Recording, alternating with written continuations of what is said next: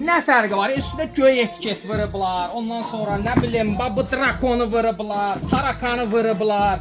Yoxsa sarı etiket vurublar. Qardaş, bunların heç birinin fərqi yoxdur. Hamısı Kitayın fabrikinin malıdır. Orta səviyyəli maldır, maya dəyərdə, keyfiyyəti də bunların hamısının eynidir. Fərqi yoxdur. Yəni heç kim də bunun əksini sübut eləyə bilməz. Çünki müdirimizin Kitayda girmədiyi kol dibi qalmayıb. Yəni belə pis başa düşməsin, yaxşı mənada deyirəm. Ona görə də keyfiyyət, maya dəyər hamısı eynidir. Bizdə də hamısı bunların 30 manat. Yəni o etiket heç maraqlı var deyir. Başa düşdünüz? Keyfiyyət baxımından eyni. Bir dənə nə fərqi var deyim də.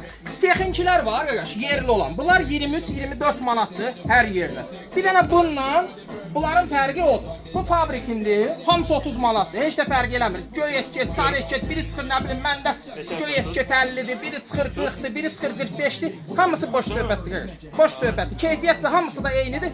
30 manatdır bizdə. Bu da ki heç nədir. Bu 24 manatlıq, 23 manatlıq sexinkidir.